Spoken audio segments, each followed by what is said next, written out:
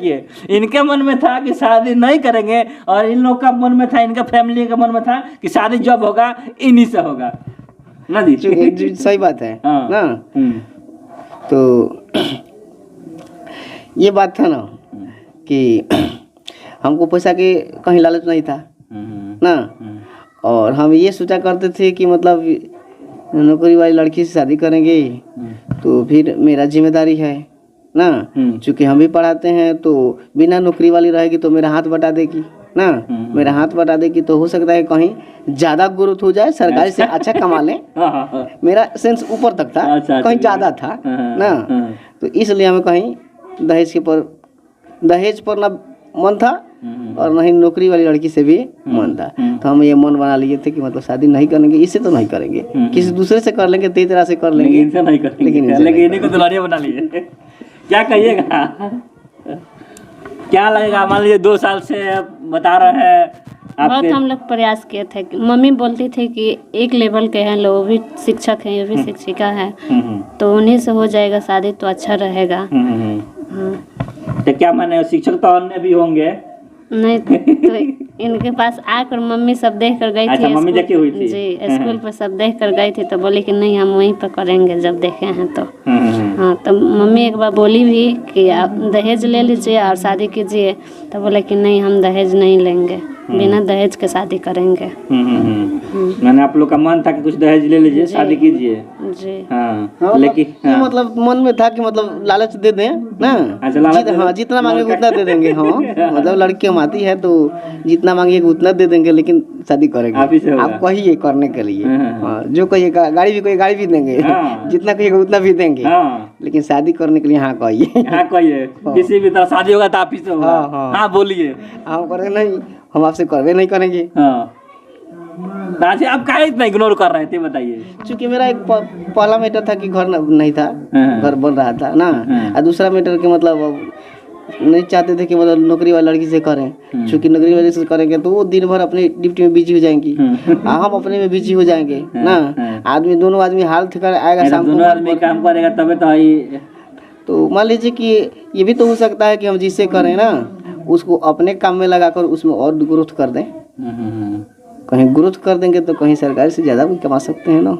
Private ही तो limit है, इसमें तो लिमिट ना है, लिमिट है। उसके अनुसार से खटना पड़ेगा ना। अपना रहेगा तो अपने इच्छा अनुसार से न खटेंगे। सरकारी रहेगा तो मान लीजिए कि उसका 9 से 5 बजे तक ड्यूटी है तो देना पड़ेगा 9 से 5। अपना खुद के ग्रोथ करते हैं तो किसी कारण बस हमको कहीं जाना हो गया, उस वक्त निकल जाएंगे, किसी से छुट्टी लेने की जरूरत नहीं पड़ेगी। देख सकते हैं इनका सोच कितना बेहतरीन है। अब मिसेस जो है, इनकी पत्नी जो है सरकारी टीचर है, फिर भी ये भाई साहब जो सर है संतुष्ट नहीं है कि हमको प्राइवेट रहती तो ठीक, हम अपना बिजनेस है जो अपना टीचिंग कराते हैं उसमें आगे कर सकते थे, अपने माइंड से अपने हिसाब से खुद स्वतंत्रपूर्वक अपने कामों को कर सकते थे, लेकिन उसमें पाबंदी है, टाइम टेबल का फिक्स है, इनके ऊपर कोई ना कोई जरूर है जिसके दबाव से चलना होगा। लेकिन सर का जो काम है यानी पढ़ाना, टीचिंग कराना, स्कूल चलाना, उसमें कोई प्रेशर नहीं है, खुद चलाते हैं, खुद का मालिक है। जिस वजह से लोगों को तो सरकारी पसंद होता है कि बोले कोई भी शादी करने जाए बोले सरकारी पत्नी है तो कर लो शादी, भाई चलो कमाएगी शादी करते। जी सही बात है। बात ये भी है ना कि मेरा सोच ये है कि अगर सरकारी नौकरी करते हैं तो हम कमाएंगे, उसमें से सरकार हमको देगी। पढ़ाते हैं तो समझिए कि पढ़ाकर उसको कुछ ना कुछ देते हैं तब ना हमको पैसा सरकार देती है, तो क्यों नहीं हम रोजगार दूसरों को दें।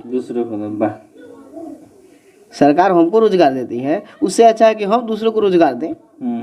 दूसरों को रोजगार देंगे तो कुछ लोग रोजगार के हकदार भी हो जाएंगे। और हमारा क्या कहिएगा, पति देव तो बहुत दिमागी लग है जी, है? क्या बोलिएगा, इतना दिमाग लगा रहे हैं, बताइए कुछ बोलिए। जो आपके पति देखा जाता है ऐसा पति तो नसीब वाले को ही मिलता है ना, 2 साल से पीछे तो पड़े हैं लोग। क्या जी?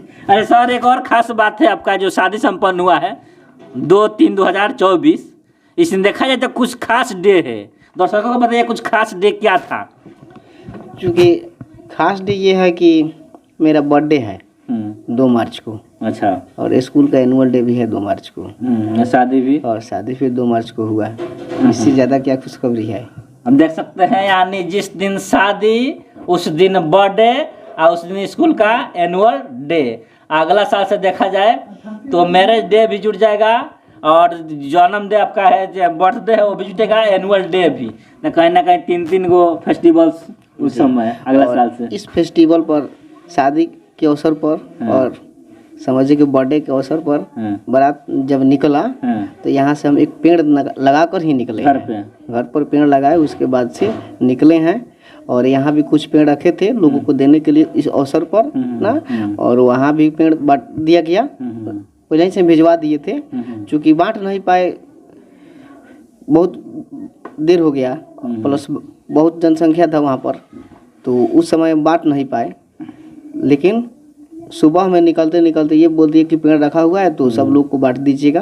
तो उस दिन के डेट पर समझिए कि पेड़ लगा होगा, तो उस सब समझिए कि वहाँ एक पेड़ का जन्म भी हुआ है। बिल्कुल। तो समझिए कि मेरा बर्थडे तो मेरा जन्म डे वृक्षों का बर्थडे भी हो जाएगा। और शादी का तो है बात और दहेज मुक्त तो है, ये बिल्कुल सत्य है। क्या संदेश दीजिएगा उन युवाओं को जो देखा जाए दहेज के पीछे भागते हैं, चाहे वो पेरेंट्स जो दहेज के पीछे भागते हैं कि मेरे बेटे को इतना दहेज चाहिए, ये सारा चीज़ चाहिए, दहेज के लिए देखा जाए शादी टूट जाता है, बहुत सारा चीज़ होता है। क्या संदेश दीजिएगा उन युवाओं को, आपके जैसा जो युवा है, सरकारी जॉब वाला भी होता है, प्राइवेट वाला भी होता है, जो बोलता है नहीं हमको इतना चाहिए, दूसरे पर निर्भर होने से अच्छा कि खुद पर निर्भर हो जाए। मान लीजिए दूसरे से दहेज लेकर हम निर्भर होंगे, अपने आप से निर्भर हो जाए, दहेज लेने की जरूरत नहीं पड़ेगा। एक लालच देना भी तो पड़ेगा ना, ये लालच न है। लालच बिल्कुल। तो उस मन से लालच को निकाल दें। मन से जब लालच निकल जाता है तो आप अपने जैसा दूसरों को देखना शुरू कर दीजिएगा। क्योंकि ये सोच लीजिए कि जब अपने लड़की को कहीं शादी तय करने जाते हैं और वो लोग पैसा मांगता है तो देने में हिचकिचाते हैं। दूसरे के जब लाते हैं ना तो एकदम पगड़ी बांध कर मांगते हैं कि हमको ये चाहिए, हमारा लड़का ये है ना, वो चाहिए।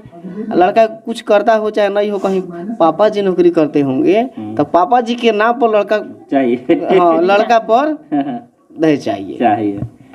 उससे अच्छा है कि लड़का को काबिल बना दें। काबिल बना देंगे तो दहेज लेने की जरूरत नहीं पड़ेगा। बिल्कुल बिल्कुल। और मन को बदल लें, बिल्कुल मन बदल लेंगे तो दहेज की जरूरत नहीं पड़ेगा और आदमी ग्रोथ करेगा। अब ग्रोथ करेगा तो दहेज वाला बात बिल्कुल मन से निकल जाएगा। बिल्कुल।